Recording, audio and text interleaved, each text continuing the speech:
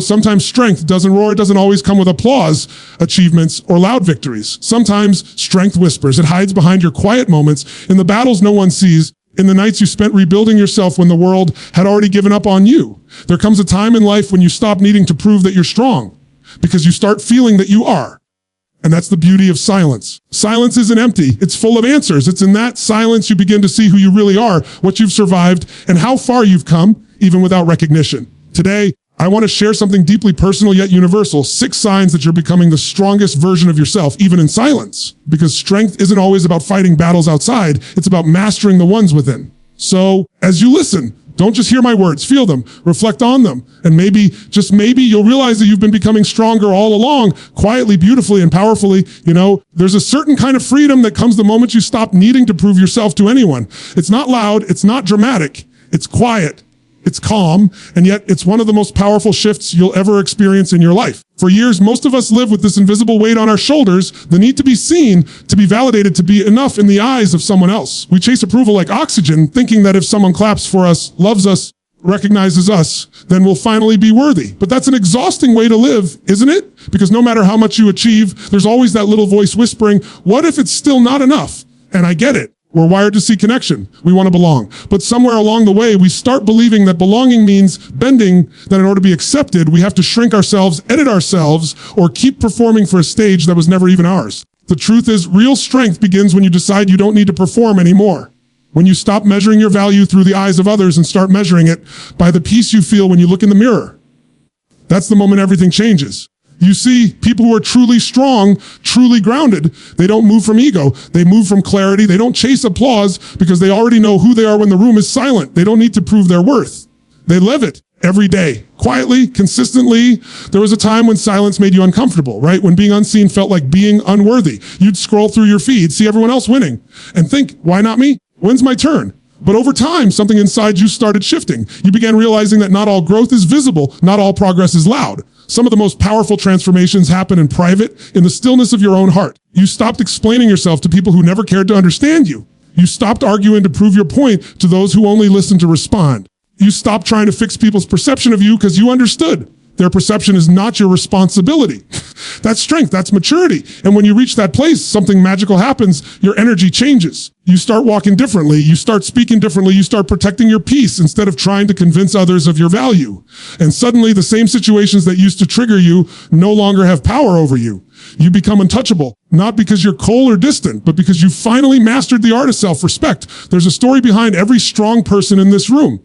A story of being underestimated, misunderstood, overlooked. But here's the truth. The universe doesn't reward the loudest noise. It rewards the quiet persistence. It rewards the one who keeps showing up when no one is watching, who keeps growing even when no one claps. When you stop needing to prove yourself, you give yourself permission to be yourself. You start making choices, not out of fear or insecurity, but out of alignment. You stop chasing what looks good and start choosing what feels right. And that shift, that silent, internal shift, is what separates the strong from the desperate. You might still care deeply about people. You might still want connection, love, success. But now you no longer need it to complete you.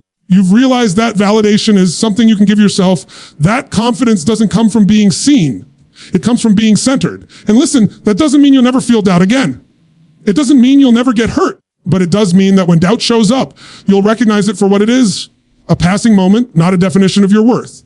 You'll stop letting other people's opinions become the soundtrack of your life. You'll stop auditioning for roles you were never meant to play, because the strongest version of you doesn't need to shout to be heard. Your presence, your calm, your consistency, they speak for you. People will feel it without you saying a word. And that's the beauty of becoming powerful in silence. It's not about proving who you are. It's about embodying who you are. Every time you choose peace over proving, you rise a little higher. Every time you let go of the need to explain yourself, you reclaim your energy. Every time you walk away from what drains your spirit, you build a stronger foundation for the life you truly deserve. So if right now you're in a season where you feel unseen, unheard, or underestimated, don't fight it. Embrace it. Use that quiet as your classroom, because in that silence, you're not losing yourself, you're finding yourself. And when you finally emerge, grounded, unshakable, unapologetically the world will notice. Not because you begged for attention, but because you became undeniable. That's what happens when you stop needing to prove yourself. You become the proof. There's a moment in life when everything around you feels like it's spinning. Chaos, uncertainty, noise from every direction. And yet, inside, there's this quiet stillness. That's the moment you know you've grown, because the strongest version of you isn't the one who never faces storms, It's the one who's learned how to stay centered while the storm is raging. Calm isn't something you're born with. It's something you earn. It's built in those moments when life tests you again and again, when people push your buttons, when plans fall apart, when the ground beneath you shakes, and you still choose not to lose yourself. You still choose clarity over chaos. When you're younger, your instinct is to react. Someone says something cruel, and you want to fire back. Something goes wrong, and you want to fix it immediately. We've all been there. That feeling that if we don't control everything, it'll all collapse. But strength doesn't come from control. It comes from surrendering to what you can't change and mastering what you can, your response. There's power in the pause. There's wisdom in stillness. Because when you pause, you give yourself space to see things as they are, not as your emotions first paint them to be. You stop letting temporary feelings create permanent damage. You stop letting anger make your choices. And let's be real. Calm doesn't mean you don't care. Calm means you're focused. It means you've reached a place where your peace is more valuable than proving a point. You realize not every battle deserves your energy. Not every opinion needs a reaction. Not every situation requires you to show up swinging. Sometimes the strongest thing you can do is to breathe, smile, and walk away. People who have found peace in chaos aren't lucky. They're disciplined. They've trained themselves to recognize when emotion tries to take over. They've learned that sometimes silence speaks louder than any defense. They've seen that reacting might feel good in the moment, but responding with intention, with calm, changes everything. You know you're evolving when something that used to shake you to your core no longer even gets a rise out of you. When someone tries to provoke you, and instead of getting angry, you feel compassion. When challenges come, and instead of asking, why me? You ask, what's this teaching me? That's transformation. That's real strength. The truth is, chaos will always exist. The world won't slow down for your peace. But you can learn to move through it differently. You can create calm even in motion. You can be the still point in a spinning world. And when you do that, when you become that, you stop being controlled by circumstances. You start shaping them. Think about it every time you lose your calm. You hand your power to whatever disturbed you. You give it control over your mood, your energy, your day. But when you stay grounded, you stay in command. Calm is not weakness. It's strategy. It's you saying, I see the chaos, I hear the noise, but I refuse to let it live inside me. The most powerful people aren't the loudest. They're the ones who can stand in the middle of a storm and still think clearly. They're the ones who can hear criticism, face uncertainty, deal with pressure, and not let it shake their spirit. That's what being unshakable really means. It's not about pretending life is easy. It's about knowing who you are, no matter what's happening around you. You start to notice that when you stay calm, life starts responding differently to you. Problems don't feel as big. People can't easily manipulate your emotions. You start attracting peace because you've become peace. The energy you bring into a room begins to shift the room itself. There's something deeply magnetic about someone who carries calm within them. You feel it. You trust it. You're drawn to it.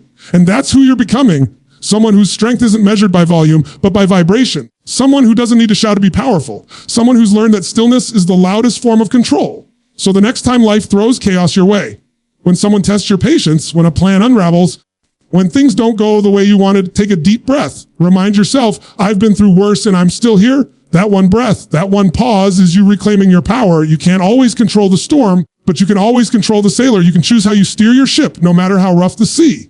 And the more you practice that calm, the more unshakable you become. Because calm doesn't mean the absence of chaos. It means you've learned to dance with it. It means your peace no longer depends on what happens around you, but on what happens within you. And when you reach that place, when chaos comes and you stay centered, you don't just survive the storm, you become the storm's calm eye, unbroken, untouchable, unstoppable. There comes a point in your journey when you realize that holding on to the past isn't strength, it's weight. And no matter how far you try to move forward, that weight keeps pulling you back. You can't run towards your future if your heart is still chained to old pain.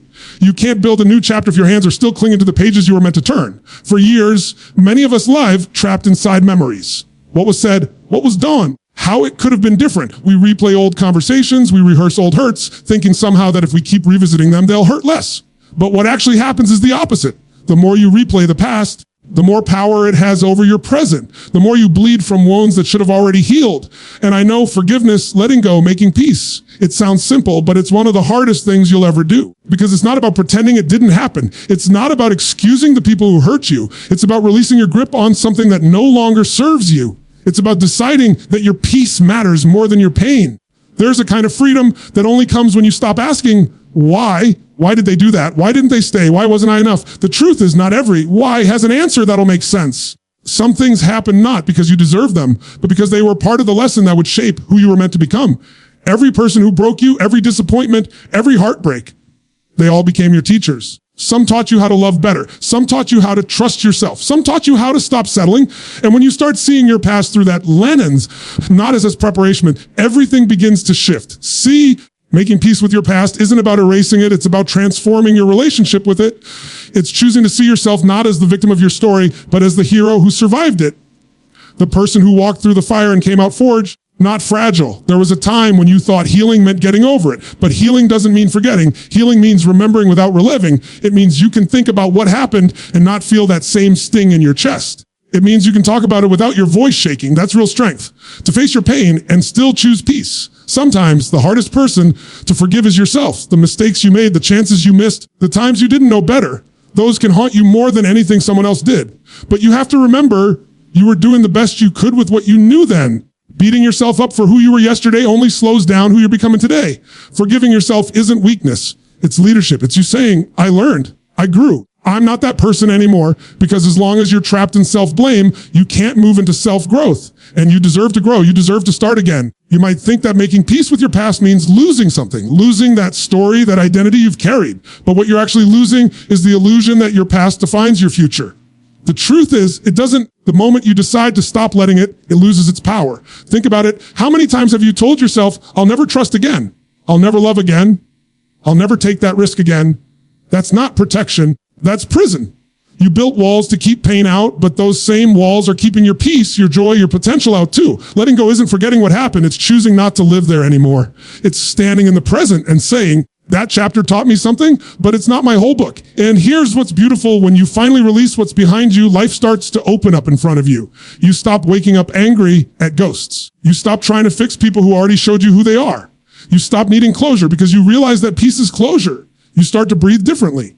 You start to look at yourself differently. You stop saying, look what they did to me, and start saying, look what I built from it. That's transformation. That's real power. It takes courage to forgive, to let go, to release the version of yourself that was built in survival. But that courage will give you something the past never could, freedom. Because when you make peace with your past, you stop fighting the old war in your mind. You free your heart to receive what's meant for you next. You reclaim the energy you've been spending on resentment and use it to build your future. And one day you look back at everything that once broke you and smile, not because it didn't hurt, but because it no longer controls you. You'll see that every scar became a map, leading you here to this stronger, wiser, more grounded version of you. When you make peace with your past, your future finally has room to breathe. There comes a time in your journey when comfort stops feeling like peace and starts feeling like a cage. You know that place where everything is fine, but nothing inside you feels alive, where the days start to blend together, and even though nothing is falling apart, something deep within you whispers, this isn't it. That's the call of growth. That's life trying to pull you toward the next version of yourself. Growth never happens in the comfort zone. Comfort feels safe, but it slowly numbs you. It convinces you that staying the same is easier than changing. It tells you that where you are is good enough, but you and I both know good enough isn't why you were put here. You were built to expand. You were built to stretch beyond what you think you can handle. You were built to grow into your potential, not settle beneath it. The strongest version of you doesn't emerge when everything is perfect. It's born in the moments when life challenges you to evolve, when things stop going your way, when the people you depended on walk away, when the plan you thought was solid suddenly collapses. That's when you're being reshaped. That's when your comfort is stripped away so that your strength can surface. You can't grow and stay comfortable at the same time.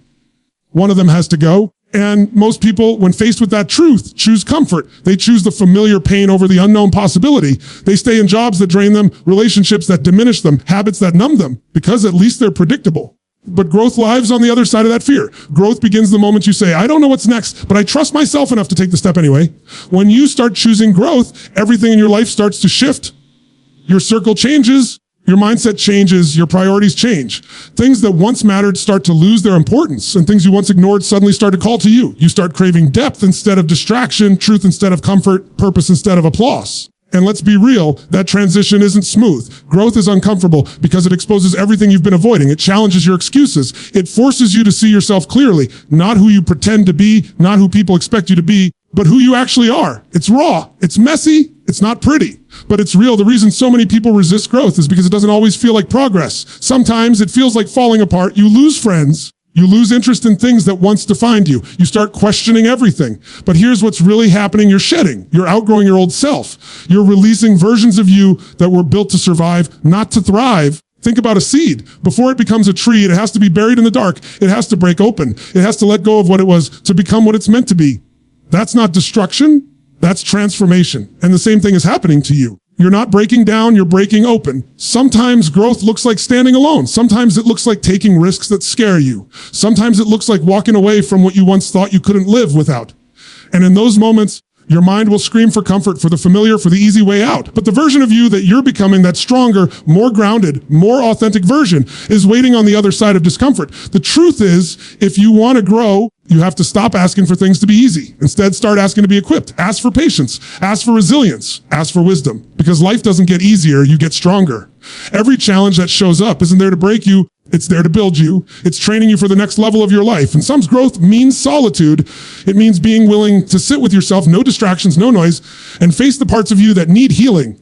That's not loneliness. That's self-discovery. That's where you meet the real you. Because when you can be alone and still feel whole, that's when you've truly grown. People will tell you to stay grounded, but they'll forget to mention that roots only grow deep when the soil is disturbed. Your discomfort, your uncertainty, your struggles, they're the shaking of that soil. They're what allow your roots to dig deeper, your foundation to strengthen, your purpose to take hold. You'll know you're growing when things that used to trigger you no longer do. When you stop chasing validation, when you start choosing long-term peace over short-term pleasure, when you look back and realize the things that once terrified you are now part of your normal. That's evolution, that's growth. So if right now you're in a season of discomfort, if things feel uncertain, if life feels like it's stretching you, don't resist it, don't rush it, don't wish it away. You're not being punished, you're being prepared. Every challenge, every ending, every uncomfortable truth is shaping you into the person who can handle what's coming next. And when you finally come out on the other side, stronger, wiser, unshakable, you'll understand that the pain wasn't the end of your story. It was the part that woke you up to your power. Growth is uncomfortable because you're meeting the version of yourself you've always been meant to be. There comes a time in your life when you realize that not everyone deserves access to you. Not everyone deserves your energy, your time, your mind, or your heart. And it's not about arrogance, it's about awareness. You start to understand that your energy is sacred. What you give your attention to either builds you or breaks you. Either expands you or drains you. Protecting your energy isn't selfish. It's survival. It's maturity. It's self-respect. For a long time, you probably said yes to everything. You try to be there for everyone. You carried other people's pain like it was your responsibility to fix them. You let people's chaos become your problem because you thought being kind meant being available. But here's the truth. You can't heal anyone by destroying yourself. You can't pour from an empty cup and expect to keep overflowing. The strongest version of you doesn't say yes out of guilt or fear. It says yes out of alignment. It says yes when your heart feels it, not when your mind is pressured into it. Because when you start living like that, when your decisions are made from peace instead of people pleasing, everything about your life begins to shift. You start to notice the energy around you. You start to feel when something or someone is pulling you out of balance. That pit in your stomach when you're around certain people. That's not anxiety. That's your spirit saying, this doesn't belong here anymore. You start realizing that protecting your energy isn't just about avoiding negativity. It's about being intentional about where your focus goes. Energy flows where attention goes. Every time you engage in gossip, every time you chase people who don't value you, every time you replay a conversation that already ended, you're leaking power. You're feeding things that don't feed you back. But when you start guarding that energy, when you start saying, no, not this time, or no, that's not for me, something incredible happens. You reclaim your life. You take your power back. Protecting your energy doesn't mean you cut everyone off or walk around with walls up. It means you learn discernment. You learn to recognize who adds to your peace and who subtracts from it. You learn to distinguish between people who genuinely support you and those who just want your attention. You learn to stop arguing with people committed to misunderstanding you. You start to choose silence over drama, solitude over noise, growth over gossip. And that shift, that quiet inner shift, is when your energy begins to transform. You start vibrating differently. You start attracting peace because you've become peaceful. You start drawing people who match your frequency, not because you went looking for them, but because your energy made it clear who's allowed in and who's not. It's not always easy, though. The moment you start protecting your energy, you'll notice resistance. Some people will say you've changed, and they're right. You have. You're no longer available for the same cycles. You're no longer entertaining what drains you. You're no longer apologizing for outgrowing people or places that don't align with your purpose. You've learned that protecting your energy sometimes means disappointing others, but it's a small price to pay for finally honoring yourself. You'll know you're growing when peace feels better than attention, when no becomes easier than over-explaining, when your circle gets smaller but your life feels lighter, when you no longer feel the need to prove your worth by being everywhere for everyone. That's the shift from exhaustion to empowerment. And protecting your energy isn't just about people, it's about habits too.